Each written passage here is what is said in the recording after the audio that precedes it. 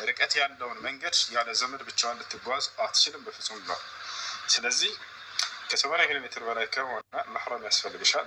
የቤተሰብ ክፍል ሊያገባሽ የማይችል ለምሳሌ አባትሽ፣ አያትሽ፣ ወንድምሽ፣ አጎትሽ። ልክ እንዲሁ ደግሞ ባልሽ ካለ ጥሩ አብራችሁ ትሄዳላችሁ፣ ሐጅ ታደርጋላችሁ። አሜን ነው። እሺ ጥያቄ ያላችሁ የገባችሁ? ሰላም አለይኩም ወረህመቱላሂ ወበረካቱ። ሰላም ወረህመቱላሂ ወበረካቱ።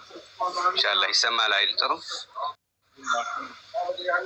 እሱ እንዴት ነህ? እኔ ትንሽ ስለ እንትን ነው መናገር የፈለኩት ወይም ጥያቄ ስለዚህ ሩቅያ ምናምን ቁርአን የሚቀራ ነገር አንድ ምን አለ መሰለህ፣ በብዛት አሁን የምናየው ነገር አጅነቢ ወንድ ከሴት ጋር ቁርአን ይቀራል።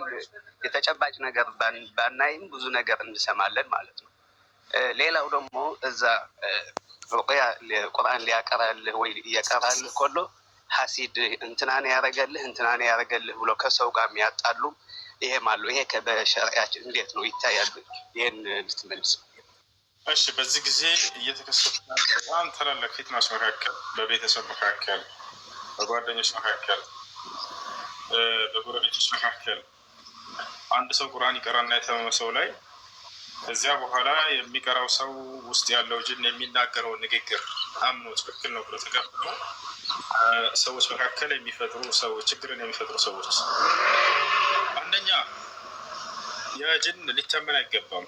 ሊአነ ፋሲቅ ወልፋሲቅ ላ ትቅበል ኸበሩሁ ኢላ በዕደ በይነ አው ተበዩን ቢቀውሊሂ ሱብሓነሁ ወተዓላ ያ አዩሃ አለዚነ አመኑ ኢን ጃአኩም ፋሲቁን ቢነበኢን ፈተበየኑ። ስለዚህ ፋሲቅ የሆነ ሰው ከአላህ ሱብሓነሁ ወተዓላ ያመፀ አካል የሆነን ወሬ ይዞላቸው ቢመጣ ሳታረጋግጡ መቀበል ተገቢ አይደለም። ይሄ ጅን ፋሲቅ ነው። እንዴት አምኖ ተቀበለ? ይሄ ሰውዬ ጭራሽ ያንን ይቀራና ጅኑ የሚናገረውን ነገር ለቤተሰብ ሂዶ አከሌ ነው ያስደረገባት ይላል። የጅኑን ንግግር መሰረት አድርጎ ማለት ነው። ይሄ ተገቢ አይደለም። ቁርአን የምትቀሩ ሰዎች፣ የታመሙ ሰዎች ላይ እባካችሁ ስትቀሩ ጊዜ የቤተሰብ አንድ ክፍል ቤት ውስጥ እንዳይኖር እነሱን አስወጡና መቅራት የሚችሉ ሰዎች ካሉ ሌሎች ይግቡ። ምናልባት ከቤተሰቦቻቸው እንደው በዲን ላይ አወቅ ያደረገ ሰው ካለ እሱን አስረዱትና ምናልባት ጅኑ የሚናገረው ንግግር እንዳትቀበል እንዳትይዝ፣ ያ ነገር ትክክል ላይሆን ይችላል ብላችሁ አሳውቃችሁት ከሸሪዓ አንፃር ያለውን አቋም እዛ ቁጭ ብሎ ያንን ሊከታተልና ሊያዳምጥ ይችላል።